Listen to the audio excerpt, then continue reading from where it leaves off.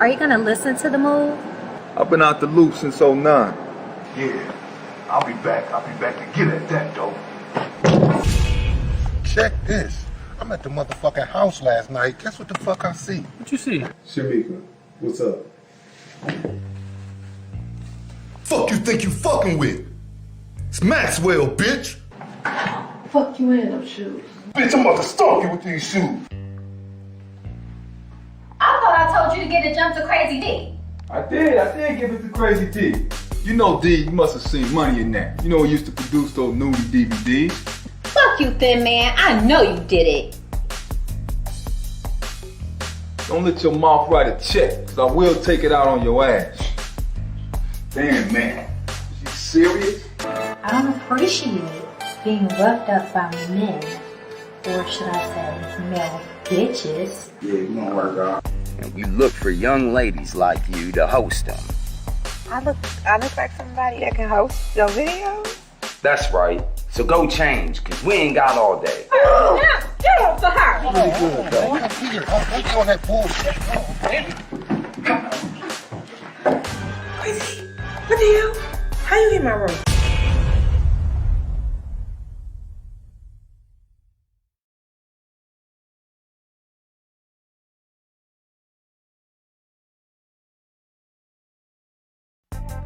Here's the thing about your movie, why I made the curator's pick of the Hollywood Fringe Festival. Unity, heart.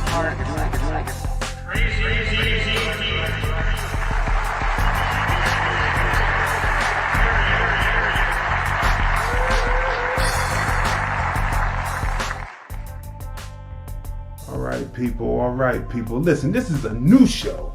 Let me see if I can bring in my co-host with me. There we go. We've got my guest co-host, Tonya M. Congress. How you feeling today? I am pretty good today, but I'm not seeing you. Where you at? You're not seeing me? I'm up on the screen. Let me see. I'm not seeing. Are you seeing me? Really? I'm the person that you're supposed to see. You can hear me though. Exactly. I can hear you fine.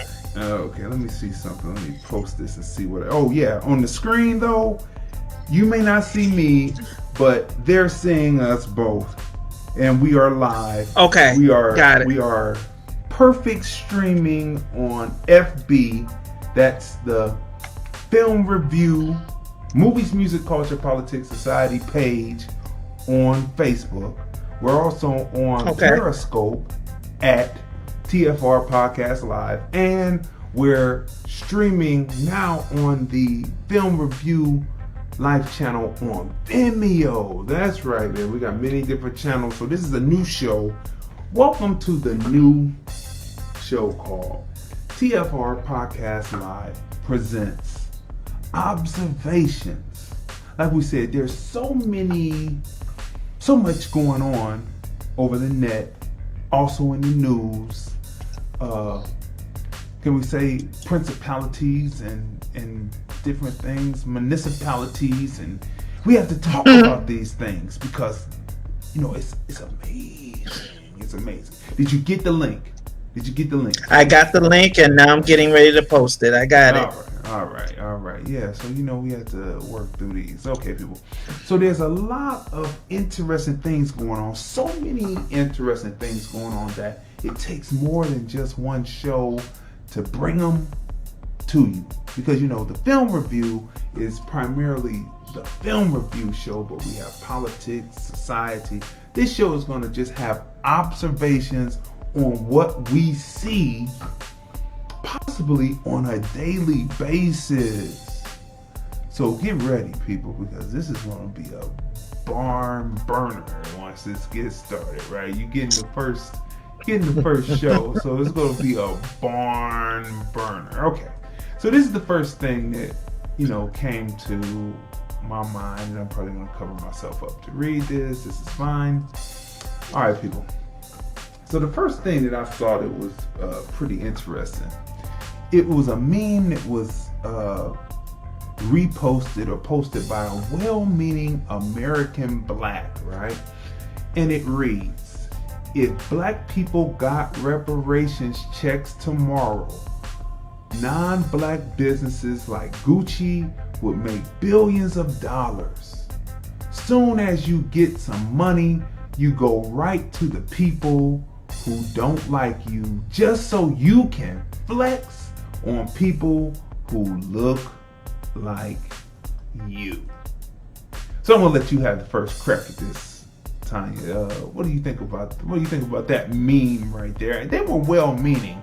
What do you think about that meme there?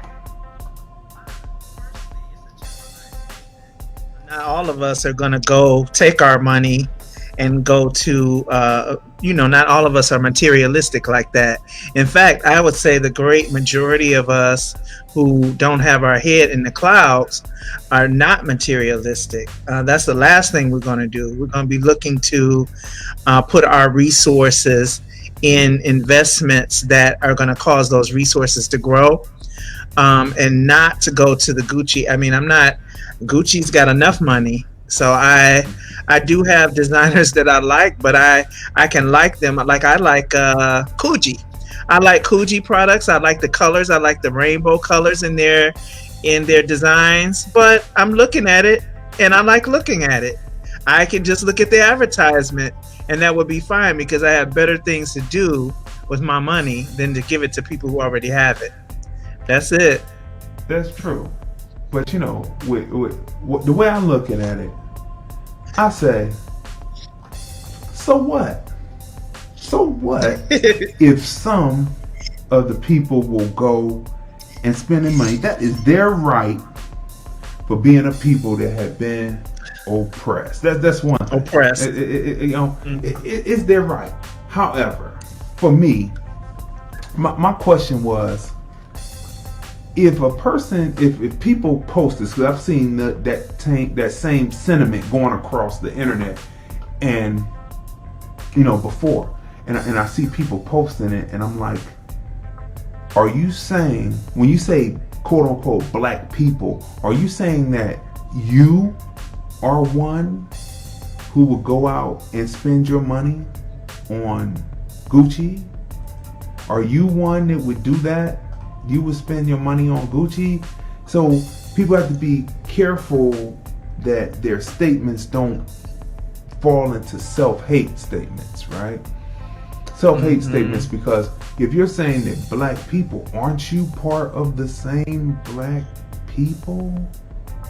Aren't you the same? Right. Aren't you part of that group? So are you saying that you wouldn't have self-control? Because for me, if they start cutting checks to give me portions of that 51 to 121 trillion, the price tag keeps going up as they research.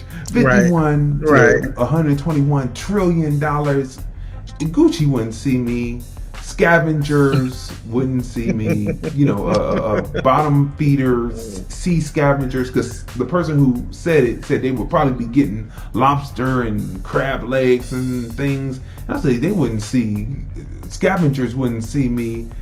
I would know what to do with the money, right? But if for those who wanted to blow it off, they wanted to have stripper parties, they wanted to make it rain, they have a right to do so. We're the only group of people who we are so trained that we will regulate for the other guy and say what we're not ready to do. What we're not ready to do. We're not ready to,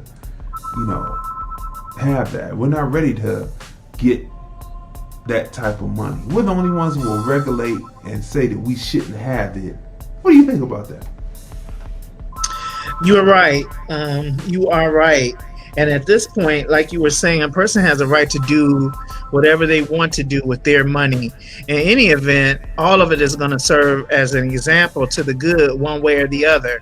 An example on how to do things, or an example of how not to do things. If you follow this course, this is what's going to happen. You end up not having what you need to have, but you have what you want to have. Then if you follow this way, here's the way that you should go, because you'll always have and never have a time when you not have. So all of it serves as an example. But you're right. To tell a group of people what they don't have a right to do is still, even after receiving the reparations, that's still a form of bondage. Now you're talking about a mental bondage, where you're telling a person their self-worth is not worth going to get the things that they want, despite what those things may be. Right. Okay, people. So this is another meme that came up, so we're gonna hit this real quick. All right, people. Let me see if I can make this larger so we work out the kinks here. Let me make this larger. Okay. So the headline, it came from CNN, and it says that the updated CDC guidelines on COVID-19 testing. People who may have contracted coronavirus may not need to be tested, right? They may not need to be tested. And so when they're saying things like that about people should not be tested, they're really trying to get people to get ready for the shocker, which we've been talking about this. We've been talking about this on the film review episodes 121 up to the latest episode 127, right? And also from episode 104 to episode 110 of the film review, Movies, Music, Culture, Politics, Society podcast, we use movies to tell you about what could possibly be happening, because Hollywood has been warning us a while about what is going to be happening with this. But they're talking about people may not need to be tested, and we told you in the episode starting from 121, which was exactly a month ago, and we said that it would take, my wife and I said it would take about a month before the news media start rolling out. So check this concept out, Tonya. How are they able to tell a group of people, how would you be able, if you were in the government or the media, to tell a group of people that pretty much a certain percentage of people have to die so that there will be herd immunity? 70 to 90% of the people will have to catch it and be cured from it, but you have that 10% that are going to die. How do you go about telling the American citizenship or the global citizenship that this is what's going to have to happen? A few are going to have to sacrifice to save the multitude, and that we're in herd immunity right now, which that's what that's all about. So how would you go about doing that? I mean, without making themselves liable and kind of unofficially pleading the fifth, just how they did it, saying we may not need to be tested. It's like there's a lot to be read into that. Why not? Why wouldn't we need to be tested? Why not? And this is what the people are going to have to start thinking beyond what's being presented to them. It's going to have to take us thinking beyond that, because they're just going to tell you what they're going to tell you.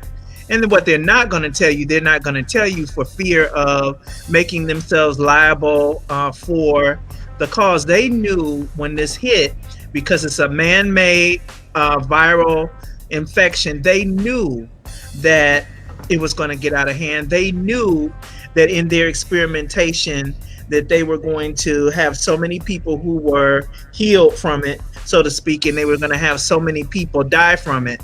Our problem with any of this information is it's so inaccurate.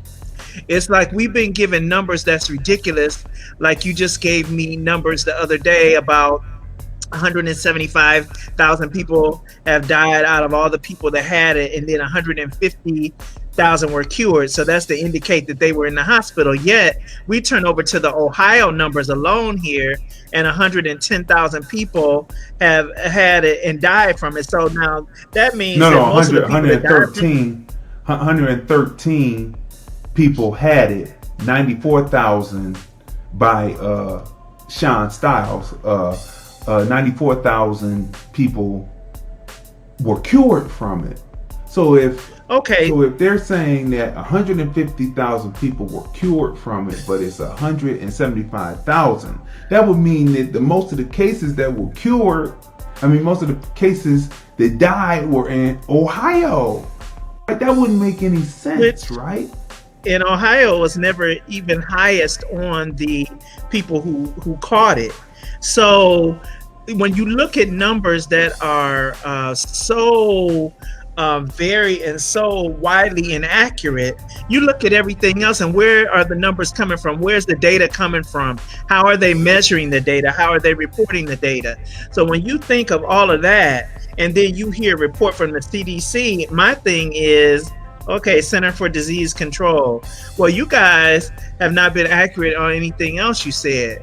Now, though, the herd immunity situation, we know that that's something that they are trying to put in place, and they are putting in place. But still, when we think of them saying how many people are going to die, like 10% of the people have to die, what I need for the people to understand is it's up to you to decree and declare if that's going to be you or not, because this goes beyond people telling you information. Look, it goes like this. People put a declaration out there. They make a claim. They give a number. They give a cause and effect. They give all this different information. And it's up to you, after that information goes through your ear gate, how you're going to process that information as it pertains to you, as it pertains to your loved ones, how it pertains to you. It's up to you how you process that information. This whole thing is a mess. This whole thing is a mess beyond a mess. It's something out of my 54 years, and probably at age 10, I started being aware of different things, maybe a little before that. I have never seen anything like the things that that's been put at our eye gate and our ear gate. This stuff is insane. It's insane. So how do you do it? In answer to your question, just what they did, that was slick as a can of oil. You're saying may not need to be tested because you already, in other words, you are already done for. You're already a done deal. And now then you would have to answer a whole bunch of other questions behind that that would incriminate you in order for you to say it any differently than you did. So I came with an epiphany the other day, and I looked at the larger number of how many cases. They are not subtracting from that number how many people are cured, how many people. Okay, so they said 175. Now it's 177,000 passed from it, right? But they're not telling you how many are cured. And if they say that 150,000 are cured, right, and 177,000 have died, well, that's about 50-50 in the law of average, right? But of course, that 150 number is erroneous, it's wrong. More people, because just people, I talked to a person when we went out to do our essential shopping yesterday, my wife and I talked to one of our favorite cashiers, and I said that, and then she rattled off the numbers of people in Nevada who passed versus who survived. And the numbers who survived were larger than the ones who passed, right? But they're compounding this big number, and it wouldn't make any sense that 5 point something million would have it. That would mean they're tracking people who are walking around with it. Also, if people were watching the briefings when Dr. Birx, and we're going to be talking about that this Sunday at 5:30 on the film review, hashtag TFR Podcast Live. We're going to be talking about Dr. Birx, and we're going to be showing the footage where Dr. Birx, in the briefings early on, when they were laying out the 15 days, the 30 days, and then having to extend out, she said that if they did nothing, 2 million would die. But because they caught it early in January, remember, even Dr. Fauci was saying it was nothing to worry about. The WHO, who was saying that it was nothing to worry about. Trump to his credit, closed down China, and Burke said that at this point 200,000 people will die by their estimates because they caught it early. But the media is pushing, trying to make Trump a one-term president. However you like Trump, don't like Trump, it's a disservice to the people for the media to keep on trying to push Trump being a one-term president instead of saying, okay, but how come CNN and MSNBC didn't know that this was happening? Because they kept cutting out of the briefings, and you would have to go to CNN or have to turn on the Fox. And how sorrowful do I have to say that you had to turn on the Fox to get information? Very sorry about that. However, they said it in there, there were 200,000. They're trying to say 177,000 have died under Trump. That is still under the estimate of 200,000. They said because they caught it early, this is the number where how many people would pass. But people aren't watching. They're not watching.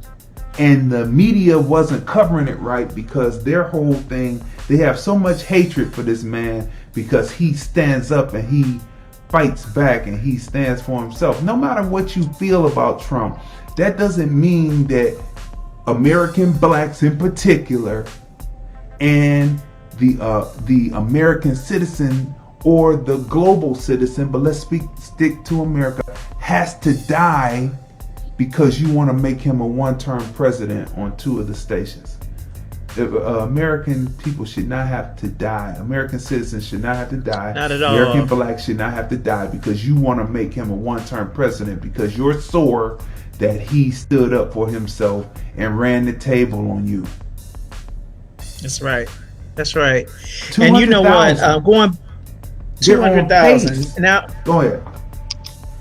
Now, I want to go back to what you said about those that died and those that were cured. In order to have, supposedly, in order to have a number of those that was cured, that would mean that they would have had to pass through a hospital in order to be documented, and that data to be put up there as a patient that was cured. Now, the psychological game is you're saying without saying that those of you who did not allow us to test you and did not allow us to run our whatever we were going to run on the people, you didn't allow it. So they're unofficially saying that these are the people that run the risk of death because we never let ourselves be documented on anything. And that is a psychological slick way of sliding in something, and all it takes for that to be true is for those people, and I'm one of them, the only thing that takes to be true is for that particular individual to believe that. If you believe that and you embrace that as a truth because it was given to you, it was slid in under the radar, so it's subconscious and it's psychological. If you embrace that, that's what will give that life for you. So I'm telling the listeners, when you're listening to the news and you're listening to all these reports, listen to it with a spiritual ear. You have got to separate we have our natural part and we have our spiritual part. You have to separate. Even the scripture itself says, be careful what you hear. And it also says, be careful how you hear. So this is talking about information versus interpretation of the information that you're getting and how you're going to allow that to be applied to you. And then, that's a big game. And then you said, you talked about the media and how they're trying to push for a one-term presidency with Trump. That is absolutely true. And the thing that's so sad about that whole thing is that is childish and irresponsible to have such a personal vendetta against a person because they make fools out of you on a continual basis. But it's actually you making a fool out of you because you come to him with inaccurate data and you try to challenge him with partial data. And he's asking, like one time I saw, he asked one reporter, he said, so do you have your data regarding the particular question he was asking? She instantly got in her feelings she instantly, you saw her become erect. She sat up straight. She instantly had an attitude because the question he asked her was very valid. She's coming with some things, and so he said, well, do you have your documentation? And he was willing to go point by point with her on the documentation. And so she says, well, no, I'm asking you. That's why I'm asking you. And she's sitting erect. And he said, what network are you with again? And she said, what network she was in. He got up and walked away. He didn't say another word. I love it. I love it with a capital 72 font, bold face, underline. I love it. I love it. He got up and left her sitting there. And so these are the type of behaviors that tick off the media. The other thing is, I think he says stuff, you know, they always repeating things, talking about the dumb tweets and all that stuff. They don't even realize that the man is a genius and that most of the stuff that he says is for shock value because he knows that you're going to take it and recycle it and repost it and things like that while he sits in the Oval Office and laughs at how you're so easily manipulated. But and I think some of y'all have figured that out. I just tell people that this is a corporation. The United States of America is a corporation. Trump is a corporate guy. He's talking. Yes. When business people talk, they interject things to get the point across, and so they're not used to hearing that jargon because they're used to hearing those politicians talking that double speak. He just lays it on the line to you. Now, I'm not a Republican, and I'm not going to claim Democrat. I'm definitely not an independent. I'm for American black people, and I'm about the policies that help us.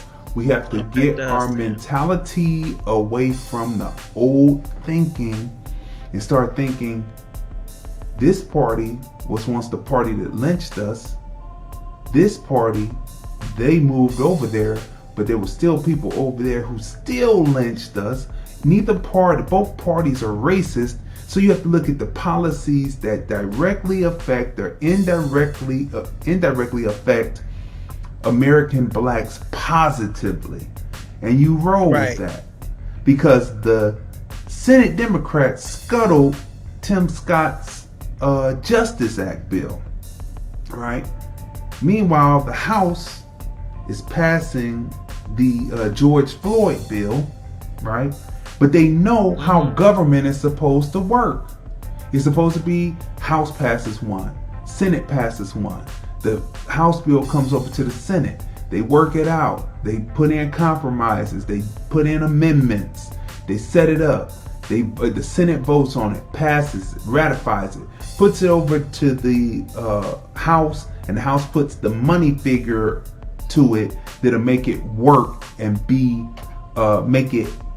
make its action have dollars, because dollars move bills and moves acts, right? So when you know that, you look at what the Democrats did, and the Democrats are quiet about what happened to Jacob, right?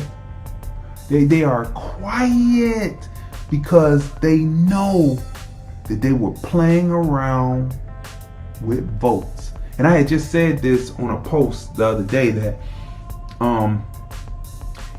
it was lucky that Kennedy got his cap peeled, because if he hadn't got his cap peeled, he would have gone through his second term and he would have been bouncing the civil rights ball down the road, and then he would have said, well, vote for this next Democrat, put them in, and they'll be able to do it. That's what the Democrats have been doing. But because he got his cap peeled, Johnson felt a little sorrowful. LBJ, the original LBJ, felt a little sorrowful. He got with King and said, get out there and give me something where I can go and fight for this. And King got out there, and the news coverage was showing all this, right? People have to study and read what was behind the scenes. Johnson was not necessarily a friend to the Negro. They were called Negroes then. He wasn't a friend to the so-called Negro then. If you listen to the tapes of him in the Oval Office, he's calling the N-word while he's talking about well, those N words have to get out there and do this so we can get this Civil Rights Act up. But he's still calling them N words. Do you get it? Right. Do you understand what you're seeing, people? You have to know this information. You have to know this information. You have to know this information. Go and research this information, and you will see that that's what it is. So we've always had racists on both sides. It's about the policies. It's not about loyalty. It's about what are they going to do for American black people. And that 51 to 121 trillion dollars in reparations is definitely a great start. And they don't need any more studies because they have ADOS. All the studies have been put out there. All you have to do is just take up the study, read it, and start to allocate funds along the way of how it was already designated and laid out. They already have American descendants of slavery that laid that out for you. Cornell and Antonio Moore, right? Yvette Cornell and Antonio Moore. There's no need to reinvent the wheel when it's already done, and you don't have to necessarily like the person. Just get it done. What do you say to that? That's the bottom line. And you're hearing more and more people, American blacks, coming out and speaking on this. Like I think Ice Cube has been doing a couple of interviews, and there's been other people. And this is the bottom line. Put up or shut up. Right now, it's about the policies. Nobody's trying to hear your cute way of expressing, the BS, the same BS. You're repackaging it and representing it over and over and over. Every 4 years is some new stuff that's being said, but it's really the same stuff being repackaged or put under another focal point or whatnot. At this point, black people, you have got to change, like Crayzon said, you're going to have to look at things and examine policies. Don't be lazy. See, this is what they're counting on. They're counting on you being spoon-fed by the news. And so as many news, networks that can get on board to push Trump out and this Democrat or whatever he is in, that's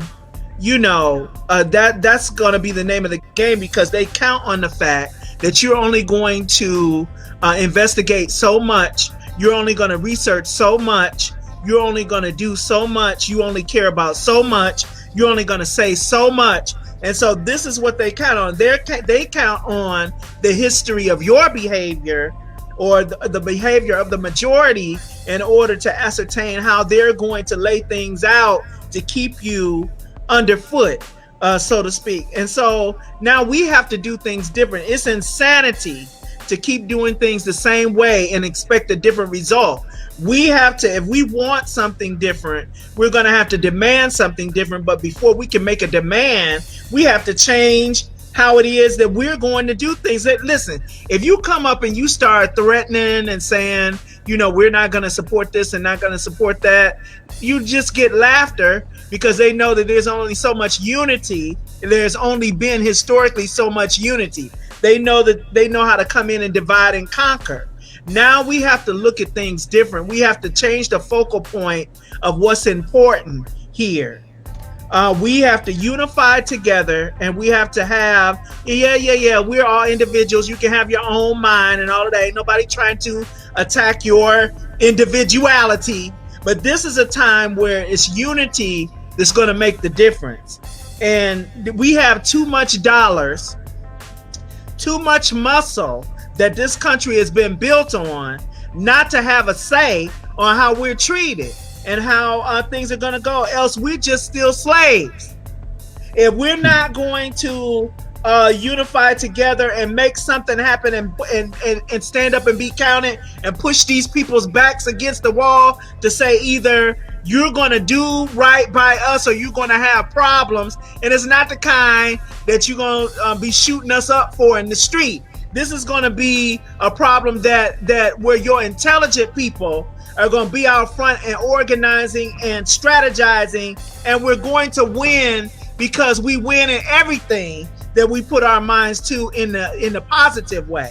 So now, and you know that already. That's history too. But you don't showcase that part of our history. But you know that's the reason why it's such an effort to divide and conquer. It's not going to happen this time, but I need for the American Black to listen and to put it in your mind that, okay, let me listen to truth.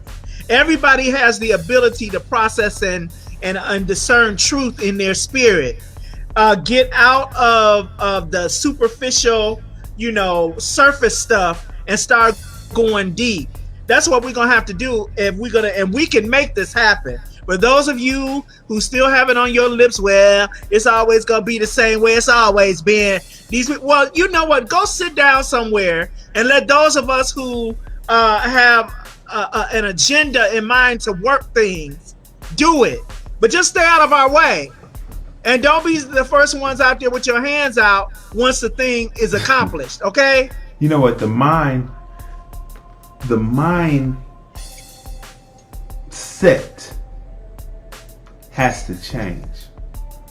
Yeah. See, there's mindset and mind state. Two different things. Mindset is something that you're trained. You're trained to. You're like a hamster on a hamster wheel, or you're like a robot trained to do a certain task, right? That's a mindset. A mind state is that in which you control the environment around you and move. So the mindset has to be erased, and the mind state has to take over and say, this is what is necessary to make us do this. If you do not do this, you cannot scare us into voting for you with saying that this is going to happen to us if we don't. My mind, I've never been in a mindset. I've always been in a mind state because I create. So I create what's around me. So I say, all right, if this is going to happen, all these times that the Democrats have said that, just extrapolate out and look at how long the Democrats have actually run American cities. And just because you hear it coming from a Republican and in mindset, you think that the Republican is wrong or the black person is a coon because of that. The bigger coons are the people who have people running the inner city and people are getting arrested. The inner city is crumbling. There's police violence against black bodies. Those are coons, right? But when you have a mind state, you say, well, we got to see this play out. We got to see this play out with Trump and see what happens. So that when in 4 years, when Trump is reelected, 4 years pass, and we come back to Democrat, okay, none of that fear talk is going to work.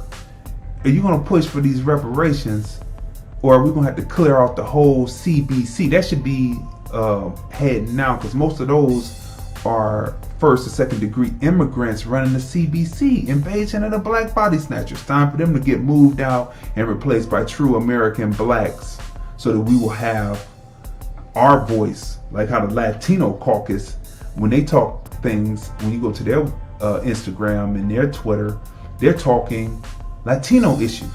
You go to the CBC on Twitter or Instagram and they're talking Latino issues and illegal immigrants because they're first and second immigrants. You've been played as American blacks. You've been played. You've been played. And so when you get rid of that mindset and get to that mind state, then we'll be doing something. So let's move on. Let's move on to this right here. All right.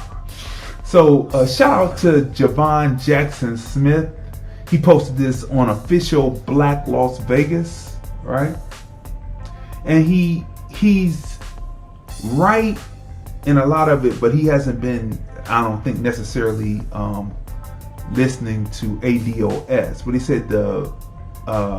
The median household income is $75,500, right?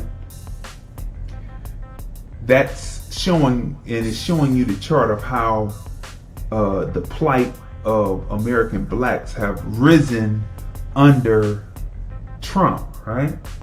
That's what it's showing you. Now, it's not necessarily correct, but it's a start in changing the way the mind works.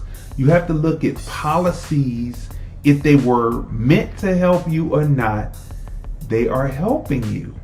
And so that's why I posted this, because it's not exactly correct, because you have to add in the American descendants of slavery information. There's no mystery to that. You have to add that in, right? But I don't know why that is not doing what I needed to do. Now let's try that. There we go. Now you're back. But you have to add that information in to know what is exactly going on. But his mind is working, and there is becoming to be not a monolith, but people who are starting to think alike, and they're looking at this situation and they're saying, well, people are dying under Trump, but the Democrats are trying to blame Trump for everything that they didn't solve for the last 51 years, 60 years. Right. People were dying. More blacks died at the hands of police under President Obama. Remember the beer summit? Remember when Henry Louis Gates was coming home to his house and the cops came up and accused him of breaking into his own house, and he could have been a statistic. They had the beer summit after Obama tried to be strong. After they had the beer summit, it was open duck season on American blacks. Do you remember that? Yeah. Or are people's memories that short? Everybody was just in the euphoria of having a black man who said that reparations would never happen, and that a black person from 1619 lineage would probably never be elected president, because he's a Kenyan. His father was Kenyan, his mother was Kansanesian from the United States, and they came together, and that's what they're doing with the Kamala situation. Yep. Don't you see what it is? They do not want this American descendants of slaves or descendants of slaves to ever ascend to the highest office in the land, because we weren't supposed to ever get as far as we have gotten this far, because they were trying to find ways to eliminate us or to send us back to Africa, the Jefferson plan. We weren't supposed to be as successful. We weren't supposed to be the culture of America, but we are. You see that, people? And when you realize that that's what's really going on, I know it hurts you, because you have white friends and you want to be like but when you realize that's what's really going on, then you say, hey, I have to be for my people to make sure that we have 1619 lineage ascend to the presidency, and not immigrant saying that they're black advancing to the presidency. What you say to that? And see, all of that was part of a strategy to begin with. So, because they know that the psyche of mankind in general, is visual. So here's this guy. Oh, he's somebody who looked like me. He's somebody that looked like us. Surely he's going to be about us. And how untrue that was. Now, as far as more police shootings while he was in office, the thing that has always been perplexing to me is that you come in and you know that you have a whole group of people, a race of people, who is looking for something from you. Come on, give us something. Give us something. But there is no incentive to do so, because there is no no more return on that investment for him to do that. It was a bigger return on investment to go in and kill Gaddafi. It was a bigger return on investment to let the police get off what they were getting off and not putting his foot down. Listen, and that's how it proves that he wasn't really black, not Black American, because he didn't feel the same pain when those things happened. When he watched those things, he might have said, "Oh wow, that's a shame." But he wasn't feeling the pain of everything that went behind the hatred that caused those police officers to pull the trigger. That was something that came from way back. That wasn't even with that person, the police officer themselves. That came from their grandpappy. That came from their great grandpappy. They came from stereotypes. That came from everything that made them who they were, that caused them to pull a trigger. And Hayes talking about some they feared for their life. Where was the restraints at? You didn't even try to operate in police are trained to restrain, are they not? None of that happened in those cases, so now we have a what is it, stand your ground law or whatever. What is that? That was for them, that wasn't for us. So we're looking at this Kamala, I call her Cam. We're looking at Cam. It's like a camel, Kamula, because that's Indian, not African. Kamala would be African. This is Kamula Harris. Okay. Well, I probably am not going. You probably have to always remind me of that, because I don't consider her important enough to really remember the correct pronunciation of her name. But you have under an administration, you had the Obama administration.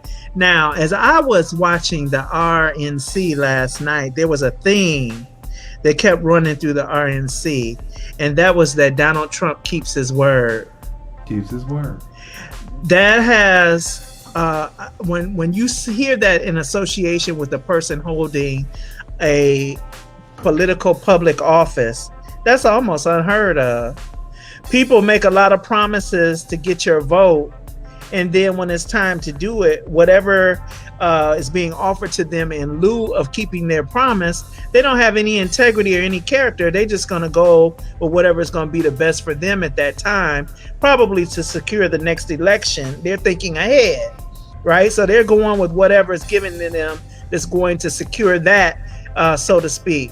But to hear these people from different walks of life, white, black, older, immigrants that came to the country, people that, farmers, fishermen, all these different people say, and the one I liked was the one about the dealership, the car dealership, and that, was it Ford? Was it a Ford dealership that he was instrumental in having them open another plant in that city? That only a businessman thinks like that. See, a politician would not have thought like that.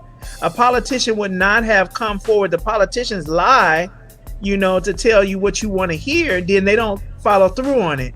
He told those people things straight face to face. He was personable. He went personal to their cities and spoke with their officials, spoke with the people, and then he made good on his word. To me, that alone deserves a re-election. And the fact that he was strong enough to stand when he came in and had to deal with, was it the North Korean person or South Korea? Who was it that he had to deal with? North Korea. I liked him then. Because they were saying how unprofessional it was for him to tweet about these different things and stuff like that. But basically, he told that guy, don't start, none won't be none. You started, we're going to finish it. And that's exactly what he should have done. And while other people were saying he was undiplomatic, that crazy man is going to get us in a war. But you haven't said nothing about the war that lasted 12 years under Bush administration. And I think it was still going on when Obama came in. Yeah. You didn't say nothing about that war. By the way, there's money in wars, the manufacturing of the weaponry and all the other stuff. There's a lot of money in war. So, but Trump stopped the war by standing up to the man. So what do you want? You want more jellybacks in office? You want a pedophilia jellyback in office? Is that what you want? With a person posing to be black and she wearing a mask? Is that what you want? So you want a pedophile jellyback president and a poser for a vice president? That's what you want? If that's what you want, you got to question your own heart and ask who you are. People. I'm going to take a break. All right, people. So let's go a little lighter. This was something that came across. I saw this last night, and I commented. Right. So the woman. Let me make sure I get her name right so that I can have this right here, because we want to give people their credit for the different interesting things that they come up with that give us interest. Right. Let me find it. Give me a second here. Ivana Christie posted this, right? So she asked the question. She says, no, she doesn't ask the question. She says, name this group. Let me bring it up a little bigger so that people can see it here, right here. Bring it up a little bigger. She says, name this group, right? So as you see here, there's three black men, right? There's 3 black men, and they seem to be, I'm going to say it right, because back in the day they used to say transvestite, but you don't say that anymore. You say transsexuals. They're transsexuals, and she said, name this group. So as you see, I can't point at it, but as you see, Crayzon Deeyon says, Africa's finest. And then the Ivana puts a laugh face. And then after that, all the different people are coming, right? Look, there's a concerted effort out there to try to make Africans look like they're in an American black setting. And what do I mean by that? A month ago, when the debate about the raging about the schools came up, right? And about going back to school. When that debate came up, there was a meme that came out. Well, it was a video where they were showing what looked like a school, and it was a black boy and a black girl, and they were she was booty whopping and he was Jamaican grinding. I'll just use that as an example, right? And they try to use it, say, is this what school is going to be like? And then all the different black people commenting saying, oh, this is horrible. So I'm looking at it, and I'm looking at their uniforms first. Then I'm looking at the surroundings of the classroom. I'm looking at the desk. And the dead giveaway of what we were looking at was the condition of the young lady's hair. All of them had low-cut afros. Now, arguably, people are into natural hairstyles. They are. But there are very few American black young girls that are wearing their hair in low-cut afro style, which totally gave it away, which said that it was somewhere in Africa. And you can see those different videos. You go on to Twitter and you see them post those videos all the time. There's a concerted effort to try to make American blacks look like the defiled, colonized African over in Africa, right? There's a concerted effort to do so. So I said, well, isn't this a school in Africa? American black kids don't do that. So the person who posted it wrote back and said, well, it's all about the schools.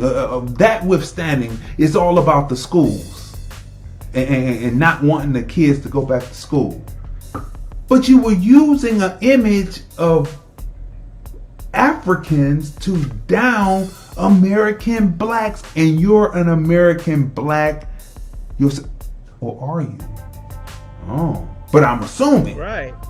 Because you put on the skin that you're American black, right? But you're doing this. So in this right here, so this right here.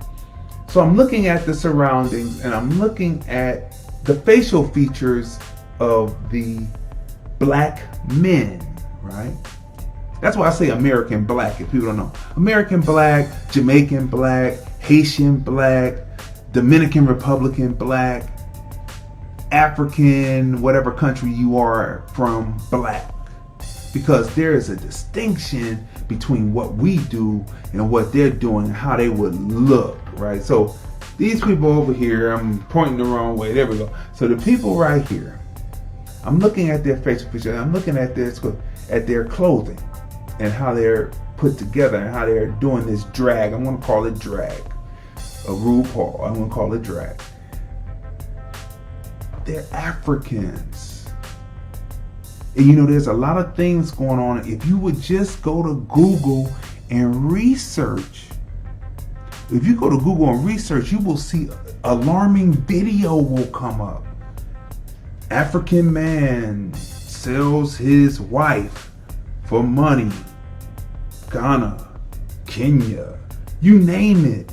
It's all kinds of degrading things going on in Africa. That's what I'm saying. When people want to say Africa is so great, I don't think so. We are the blacks in the world.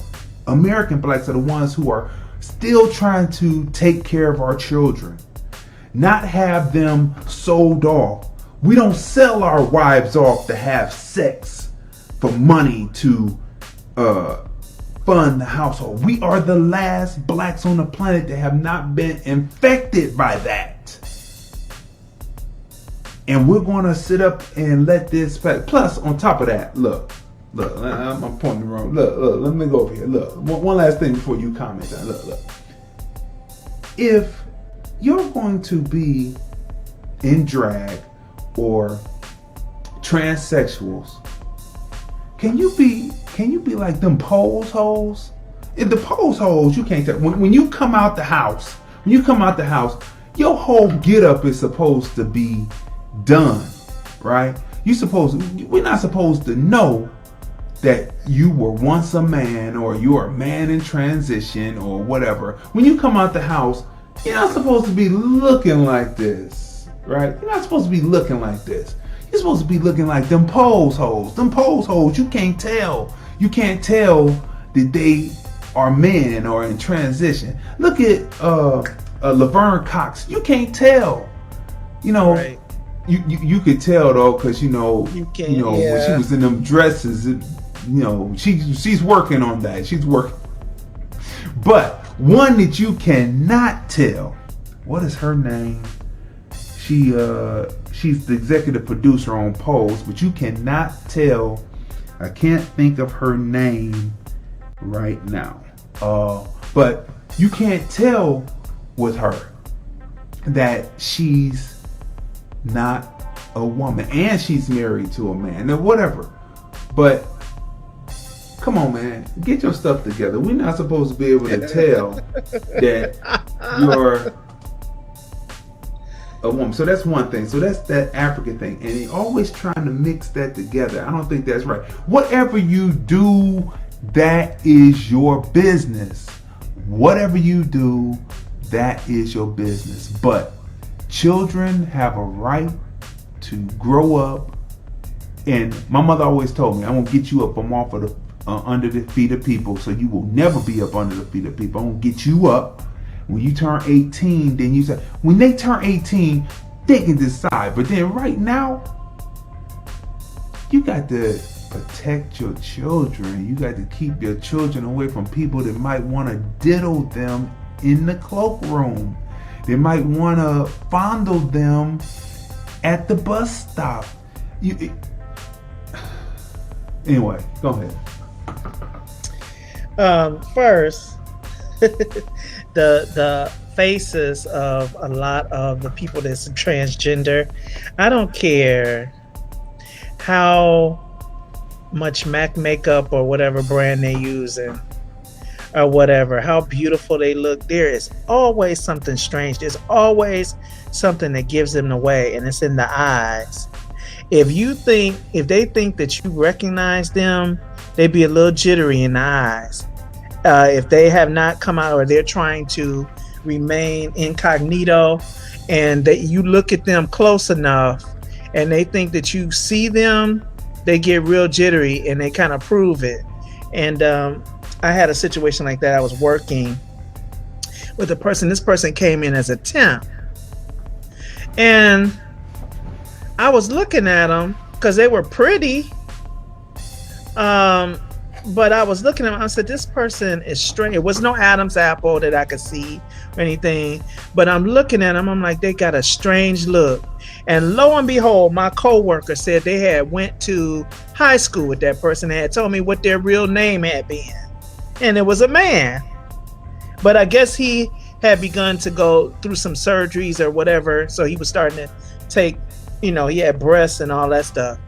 So I'm like, it doesn't matter what you do. Yeah, you do what you want to do, but you are not going to be able to get away from what you were born as. I'm going to leave that there. Now, for those guys in that picture, first of all, the one in the jeans, that must be about a size 15 shoe I see there.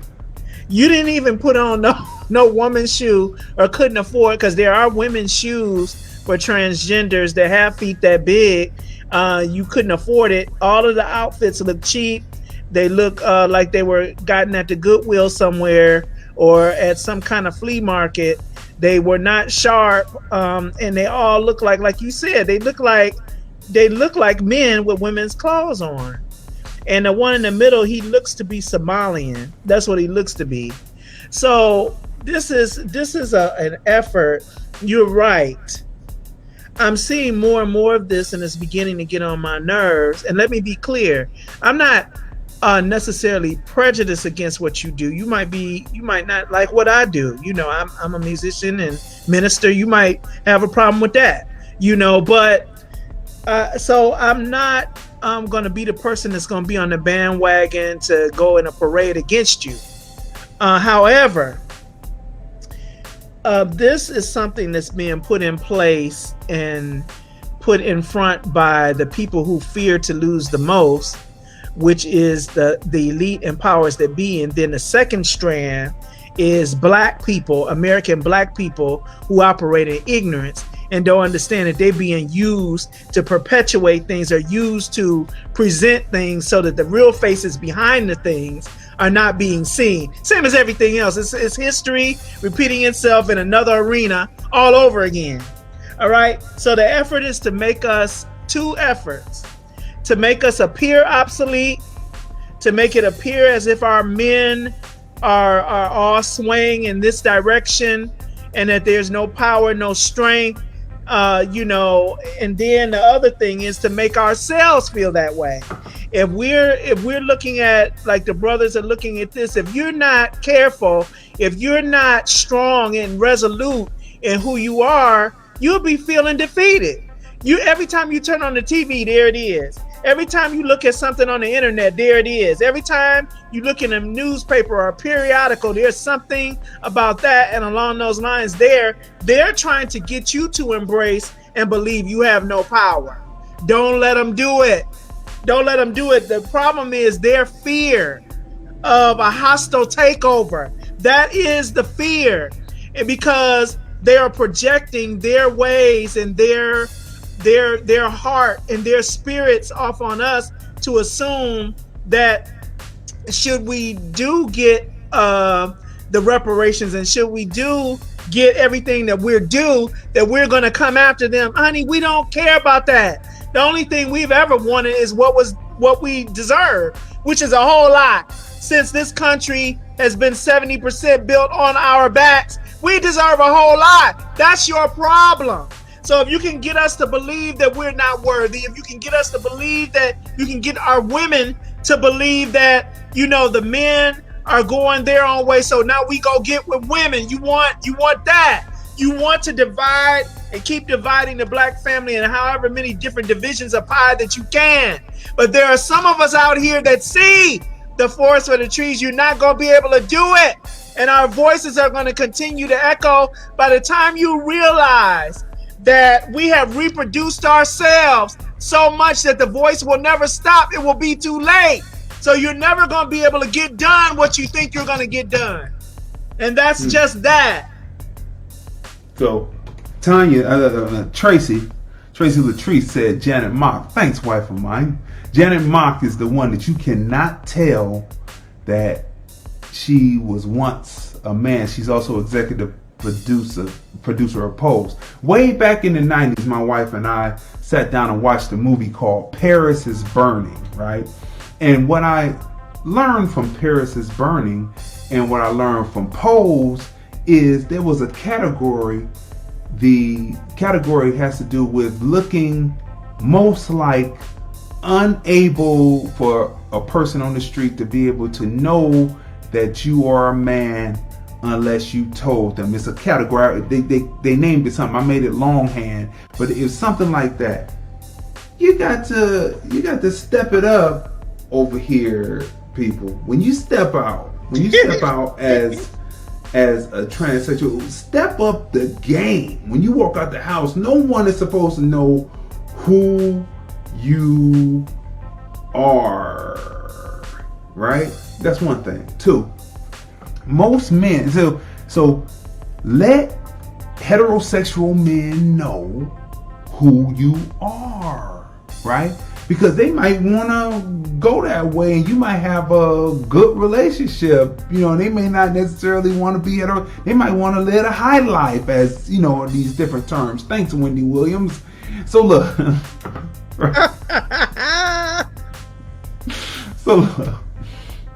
most heterosexual men want to find a woman that one day can potentially bear them children, right?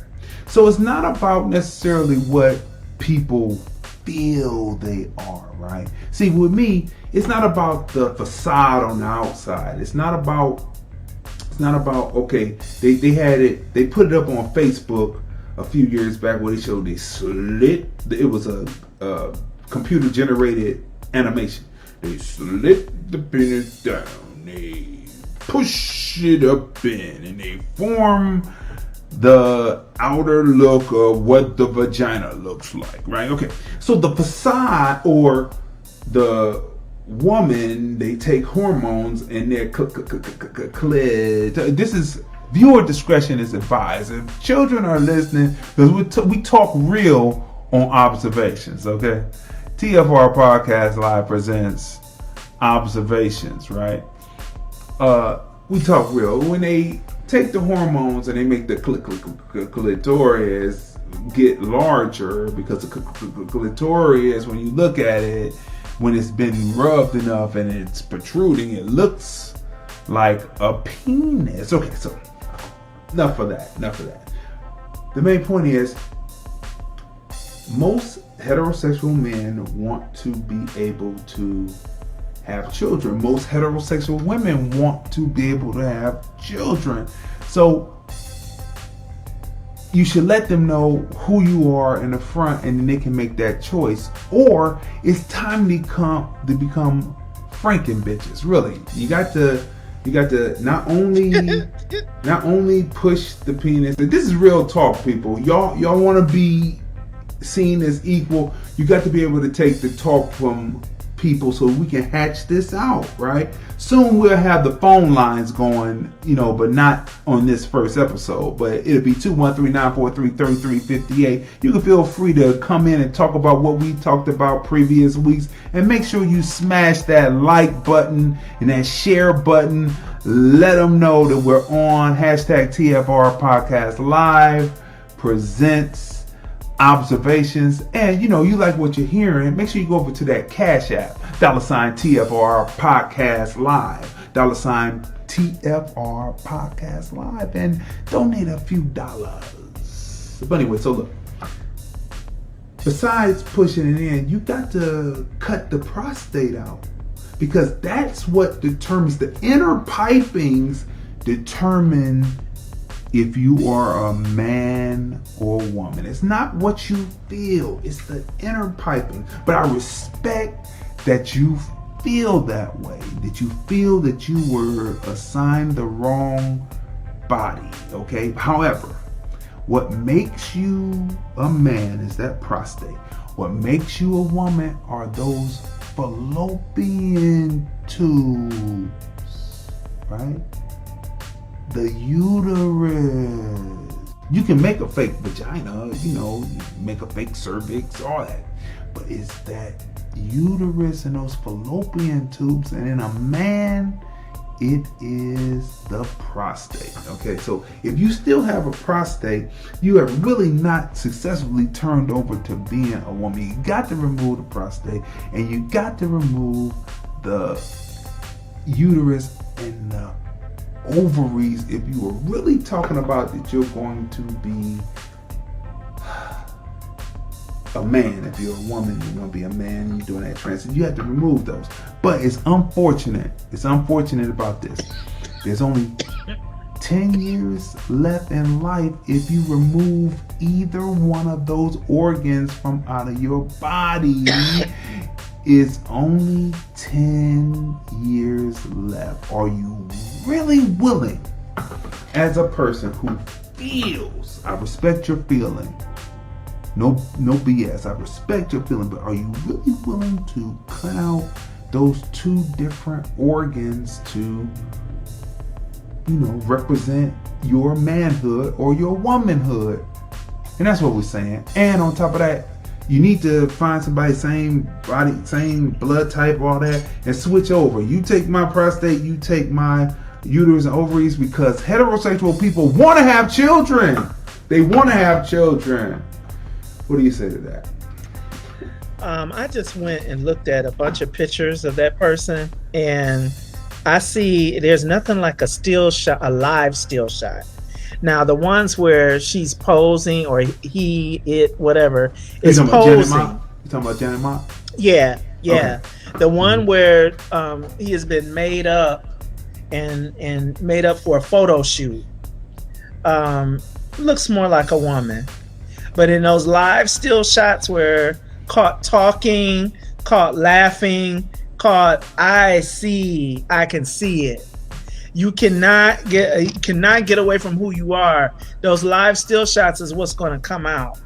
The same thing, it's the same principle as with those who have a demon spirit or whatever. When you catch them in the live still shots of what they do, you see that demonic presence. There you see it through the eyes, through the face.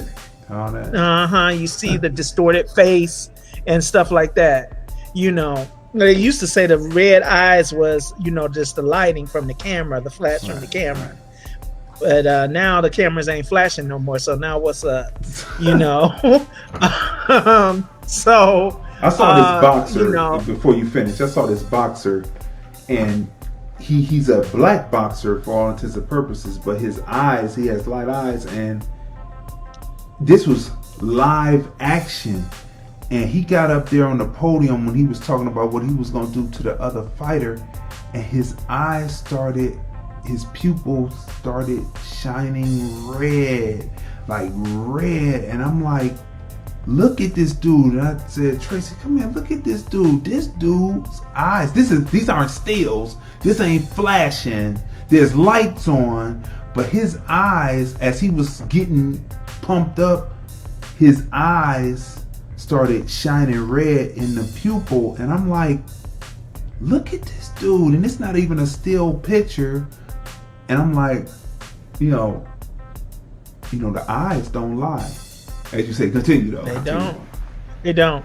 And there are, this is another show, but there are hybrids out here. They're half human and they have something else. That's another show. But Yeah, so I'm looking at her, and so back to these guys up here. It's really, I mean, it must be for a man. I'm not a man, but I know how disgusted I get as a woman. For a dude, it must be really like, like what you're looking at something and you're like, this is in disbelief that you're seeing it, but they're trying to paint these images. You can't watch TV. You can't watch TV like they have shows, and you like, well, is you can't even become a fan. You're like, is that a woman or a man? And then I'm looking like, oh, I see a shaved Adam's apple there. That's a man. Like, I can't even be a fan. They mixing together, and so how you gonna attract? That's part of the plan. You can't attract. They want to. They've been successful at assimilating everything and blending everything together, so that a person like our dad, who was, older, he had seen a lot of history, and he's sitting there. We're watching TV, and he sees something like that come on. He's like, "Whoa, what is that?"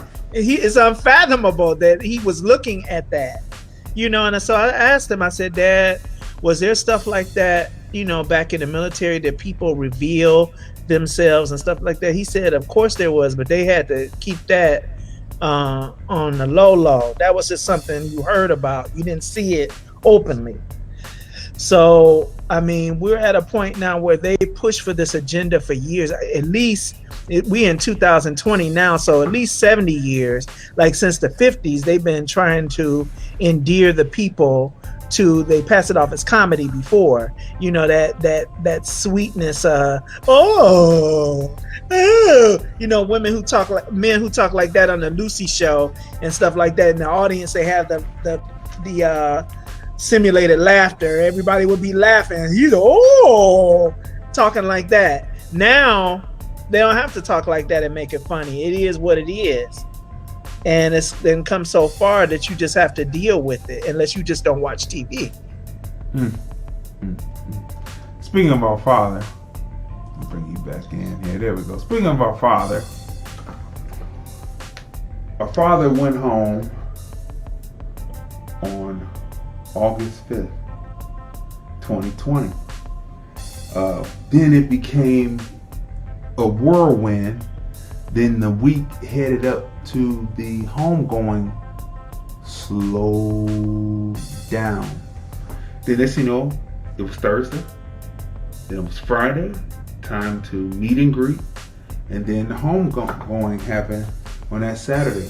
Then the week started speeding up again. So we're 3 weeks out now, right? Is that right? 3 weeks out. It was the 15th that we buried. Well, the 5th he passed. Yeah. 3 weeks out. Yeah. Right?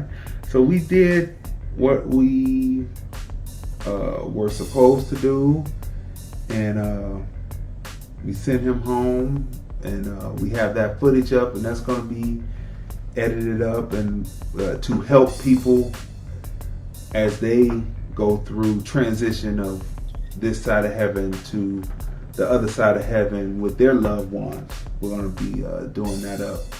But with all that this is happening, we just have to thank our parents for being prepared. Like I saw that you wrote about the living will and the last Will and Testament, and them both having it and making it run like water, smooth.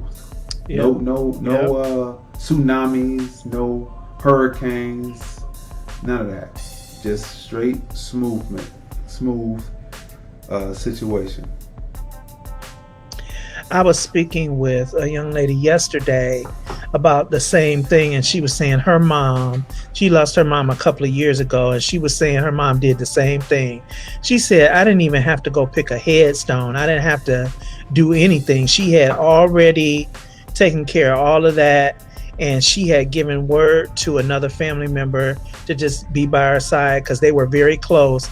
And she said, just be by her side and help her through it. But she won't have no worries about the cemetery plot, the insurances or anything. She didn't have a problem. And I said, there's a lot to be said. And I'm not saying this as a brag, it's a fact. It's a lot to be said to have parents who were responsible in life, that once they had children, the children became a priority for them in life. Of course, they had times when they took vacations and they enjoyed themselves and went to a concert or two or things like that. But with our parents, everything was about their children, to the point of things I didn't understand when I was coming up about. My mother was so what I called then as overprotective. But now I don't have the testimony of having been molested. I don't have any of those kinds of testimonies because my mother wasn't playing that. She didn't care how I complained or whatever. No, you're not going to spend the night nowhere unless the conditions were favorable for that. And that was, I can count the number of times on one hand, literally, and it only takes less than 3 fingers. All right. So she wasn't having it. And anywhere like parties or anything, she's like, I need to meet their parents. How come their parents ain't never home? Oh, their parents work all the time? She didn't have nothing bad to say about them. She was just like, no, they're not home enough. So you're not going over there. And so, because kids do find things to get into when there's no supervision, right? So my mother was very much ahead of the game with that. And my father, we grew up watching him. I swear, I would see him come every 2 weeks and put his paycheck in her hand. And every first of the month, she had the calculator, the pen, the checkbook, and the bills. She brought her own stuff to the table. She was a virtuous woman who went out and she made her own monies. So that everything was taken care of down to the time they were leaving, still thinking about their children. So hats off to those parents who, there are some parents that were not ready to have children. That wasn't our parents' case. They traveled for like 9 years before they started having kids. They traveled, and dad was in the military. So they were prepared, right? So, but for those who weren't prepared, there's some unprepared parents who stepped up to the plate too. They had ordered too. Hats off to you guys to establishing the proper priorities. And I give honor to that. And you don't know how much of an honor it is until you got to go start making arrangements and everything is flowing like water. Even down to, what was that form? DD 214? Yeah. That I didn't think we had. We didn't even know what it was until we looked it up. And then I was like, well, we have to get back to you on that. She looked, the funeral director looked and said, oh, you got it right. It's right there. It was in the same folder. So, I mean, that's wondrous to me. And I can't mention it enough. And I'm saying it because all of us have to, death is not something that we want to talk about. You don't want to think about leaving your loved ones or your loved ones leaving you or whatever. But this is reality. That's one guarantee in life, is that you're going to die. So you need to be, we all need to be prepared for that so that we're not a burden to anyone else. Mm-hmm. Because that's not fair. Mm-hmm. Yeah, it's not fair. Hard. It's hard for people who weren't prepared to have children, but your children will sing your praises at the end of life. And when you transition over and everything is smooth, they will sing your praises, right? They won't be standing out there trying to collect. If you're a parent and you have a young child and the young child passes and you have to go out standing on a corner with a bucket trying to collect money to bury that person, when you could have found out how much funerals cost and have that already structured and have that paying in. Cut some of that party money and move it over here. Do what you like. You didn't just cuss. No, but do what you like, right? But have that put aside and being paid, because one day that will come back to, and depending on what type of insurance you get, it's something that you might be able to recoup on. Have that ready for that child, because that is a disgrace. Standing out there on the corner trying to collect for a loved one, young or old, that is a disgrace. That means people were not responsible. And that's another thing that you mentioned, that in going through the things, there were policies on us until we got to an age where we had proven that we could take care of things ourselves. But there were policies on us until well into our adult lives. Okay, and that was a preparation. Should anything have happened to us, there was a policy in place to take care of whatever expenses it would have taken for a funeral. You see? Do you think that our mother wanted to think about anything could happen to her children? No, of course not.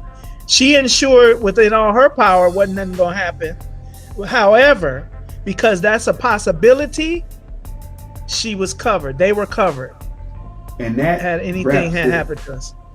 And that wraps back around to the difference between mind state and mindset. Mindset is, well, I'm just going to move so fast, I don't have to ever recognize it or even think about it. And it's not going to happen. It's not going to happen. Wishful thinking is mindset. Mind state is preparing for the possible inevitable. Meaning with your children, you hope they don't pass before you, but if they do, you have that money ready that you paid in to make sure that you had something prepared so you wouldn't have to be out there on the corner. And it's preparing for the inevitable, which is one day, if you're so blessed to be past 70, going to your 80s, going to your 90s, one day you're going to pass on. And you should have that insurance, right? But then again, people have the right to do as they will, but it's a burden on the family. And there's scriptures about the parents. A good man leaves an inheritance. A good man leaves an inheritance to his children's children.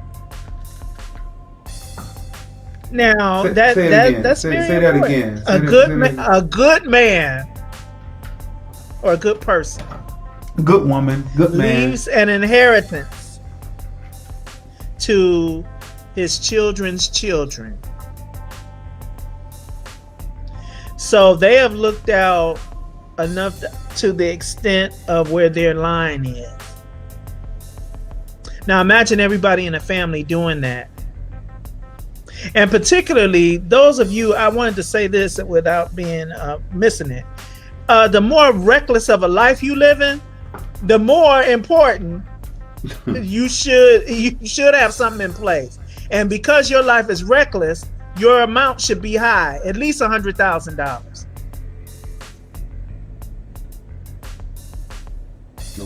Yeah, see, I know y'all don't like that. That's being responsible. That means that the liquor store gets less of your money. You can get, if you're reasonably healthy, you can get a $100,000 policy for under $30 a month on term life. And by the time you turn 80, make sure you choose a company that allows you to convert term life to whole life. After 80, you're going to have to go to whole life.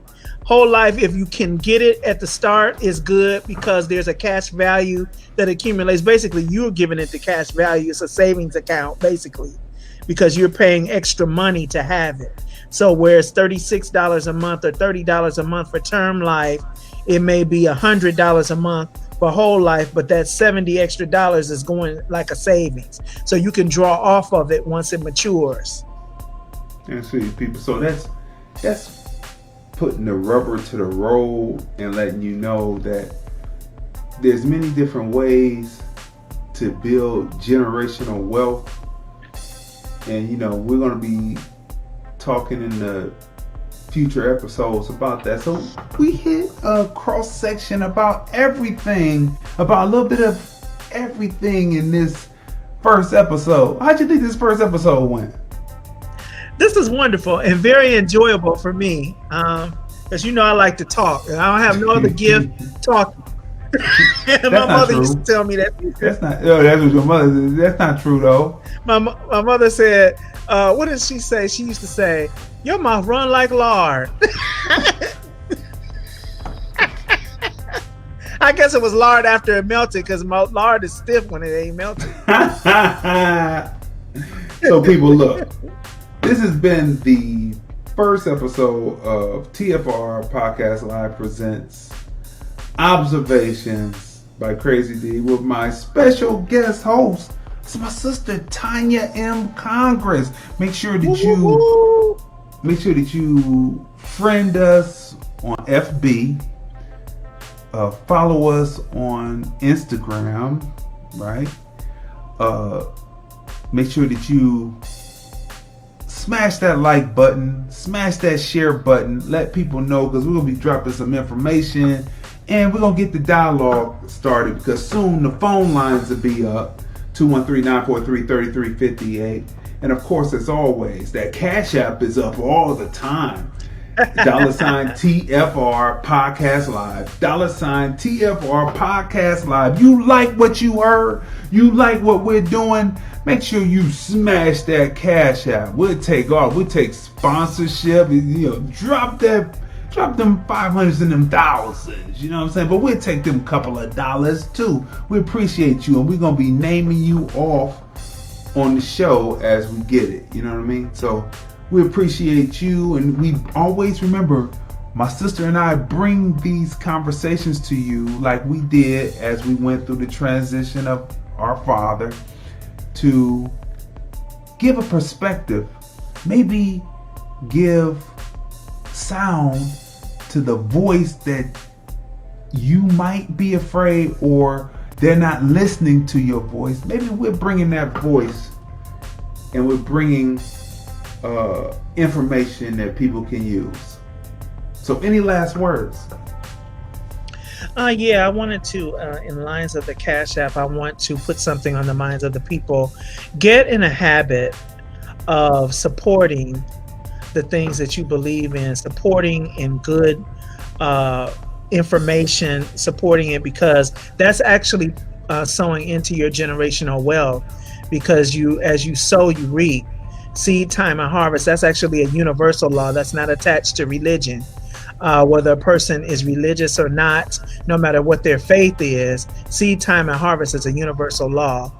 And so with that universal law, some people tend to think that when I get it, I'll give it. No, but the universal law works as you give it, then you get it. All right, that's how seed time and harvest works. All right, so I just wanted to impart that to you so that you can start building your generational wealth. We're going to be talking about that soon too. All right, people. So wow, this is the first episode. I thought it was a success. I thought it was great. I was thoroughly entertained. I was informed, and we got a few laughs, but it was all serious business. So serious. We'll see you possibly tomorrow. This may be an everyday thing because there's so much to talk about that one show just can't do it. So much. We got to keep y'all up. Here's the thing about your movie, why I made the curators pick of the Hollywood Fringe Festival. Community, hard.